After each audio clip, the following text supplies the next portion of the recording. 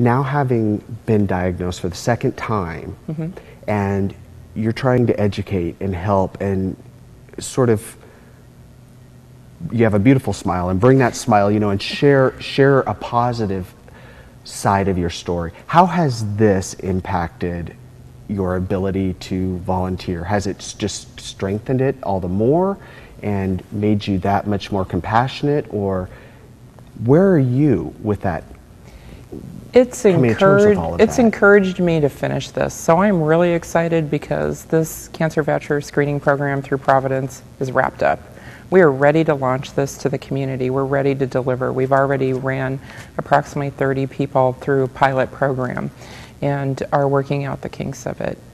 In another way, I'm also ready to move on, because now I'm looking at my life and saying, okay, it's a different life. So it changed in 2008. It once again changed in 2010, and it will probably continue to change and evolve, and we'll continue to monitor and be treatment. The difference now is that I will continue to be in treatment for the rest of my life, and that will vary. Am I optimistic? Yes, my oncology team is very optimistic, but you're still facing a diagnosis. So the only real difference between me and you, John, is that the medical community knows what's going on in my body. I've been screened, I've been diagnosed, I now have this chronic illness that will require palliative care for the rest of my life. And you or all of those people out there may not know yet. So I'm fortunate. I have a great family. I have amazing friends. I have the gift of faith.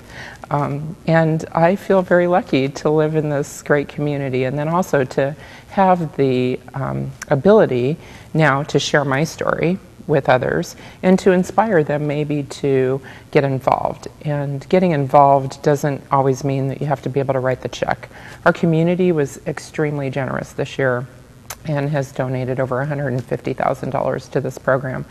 My goal is to see this program sustain, but it's not only going to sustain with continued donations of any size, small to large, but it'll also sustain with people making a difference. So people stepping up and saying, I am going to get screened. I want to volunteer. This is important to me. I want to join the forces of those in our community that are looking at cancer. Tanya Foreman and her Sailing for Cancer, Kiteboarding for Cancer program is another way to get involved. And I would just encourage people that Mother Teresa says we can do no great things, we can do only small things with great love. And I think that that's what Hood River, the Dalles, the Columbia Gorge communities are all about. So that's where I want to inspire people. To try not to get too engaged in the emotion is tough, because I'm sitting across from a woman who has kids and now a grandchild, and you're dealing with something that unfortunately is not rare. This is happening, and it's changing lives, but you're changing lives too, and you're taking something and doing something really positive with it. And I think that's really amazing. I know you probably don't spend a lot of time thinking about the future, but what is your future? What are you looking to? You mentioned a bit about what you want people to understand, but your future, the human side of you, there's got to be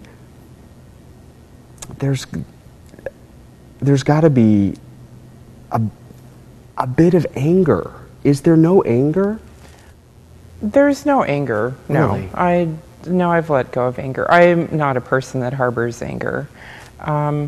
There's a bit of puzzlement. There's also the question that says, to some degree, medicine is great, but how many details do we need to know? Because I wake up in the morning and I go to the sports club and I spin and I work out and I hike Rowena today and I feel good and I look good. But the medical community is telling me that I have cancer, and so many people say, well, you don't look like you have cancer. And that's such a mask to some degree. So every day, where's my passion? I want to live in being able to look in the mirror and say, I'm doing the best that I can do today. I feel great. And I'm going to go out and travel the world. And my passion, I have a trip planned to Ethiopia in September, and going to go travel the East Coast and, yeah, meet some new people. Cancer is a part of me. Cancer is a part of who I am. It was a vehicle that allowed me to unite this community and to say that once we can start doing things for people on a broad scale, we'll start seeing our community continue to be built in a positive way.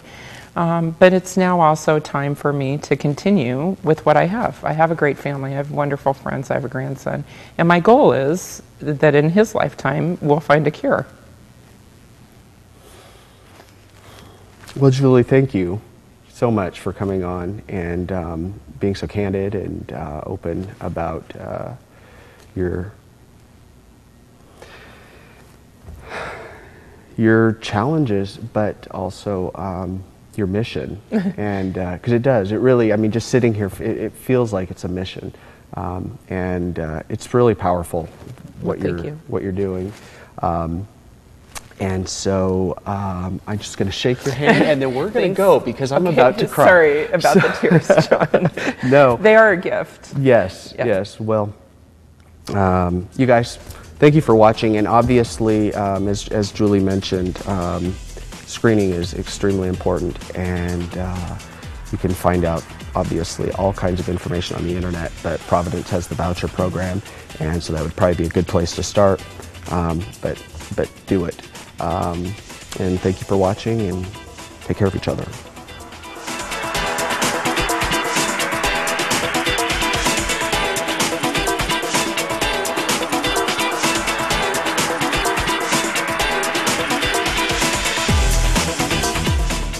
Do you have a guest idea? Let us know. Go to localite.com.